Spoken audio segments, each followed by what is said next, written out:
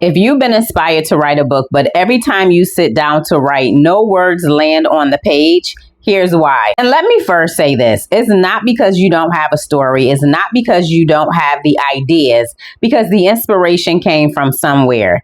This is what's happening with you. Sometimes people say it's writer's block, but if it was writer's block and I asked the question, like, what is your story about? You would start telling me. So that lets me know it's not a block of story or a block with you having ideas. And just in case you're wondering, I've coached more than 140 aspiring authors into becoming best-selling published authors and building their author platform. I doubted myself, questioned myself, wondered if my story was good enough. Is it possible? Do I have what it takes? So I'm familiar with those stories that we tell ourselves when we get ready to sit down and write or we're thinking about writing. So the first lie is about time, waiting for the right time, the perfect time, waiting for the kids to get older, waiting for the project to be complete, waiting for life to calm down a bit. And you tell yourself, then I'll sit down and write.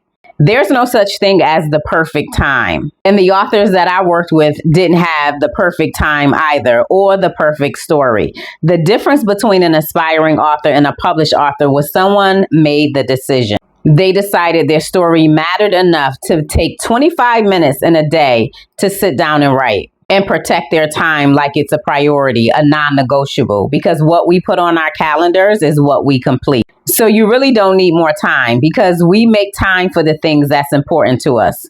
You just need to show up for the time that you already have. The second lie is wondering if your story is good enough. So you think it has to be good and great before you even start writing.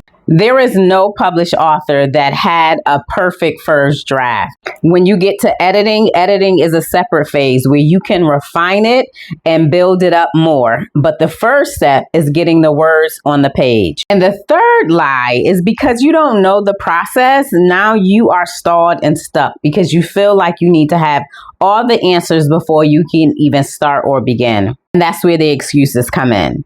I don't have a big platform. I don't have an English degree. Do I need to be a good writer? What about publishing? Will anyone read my book? How do I sell a book? Is this even possible? All of these questions start bubbling up. And when you are in question mode, you are not in action mode. And that action is you making progress on your book. No one can write and share your story the way that you can. Your voice, your truth, your experiences. So you don't need a platform, you don't need to be a good writer, and you don't need the perfect time in order to start. You need to answer the why, the who, and the what.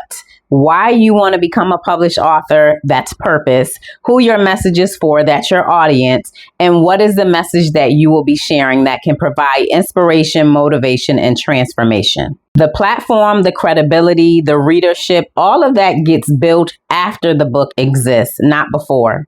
So as you can see and tell, you're putting your energy in the wrong places. I'm not saying this from the outside looking in. I'm sharing this from experiences, my own experiences, because it took me almost 10 years to write and publish my very first book, because I had some of those same questions and wonderings that you have as well. But once I figured out the process, I realized that all those concerns that I had, all those worries that I had, all the excuses that I was making was only delaying my progress and my process. So 16 books later, I can tell you this, the difference between the author who finish and the authors who don't, it was never talent, it was never time. It was deciding to go after what they desire and deserved, and that was the book. One page at a time, one chapter at a time, messy and imperfect. That was the first draft. So if you've been struggling to write your book for months or even years, this is what I want you to take away from this message. Not having enough time isn't the block. Having protected time is the flex and the fix. A messy first draft is expected, and you are already qualified because you've lived it. So stop overthinking that you don't have what it takes, or the process is confusing, or you don't have time, or you're waiting for the perfect moment to write. Decide today that this is the time now that you'll start working on your book, and you don't need permission to do that.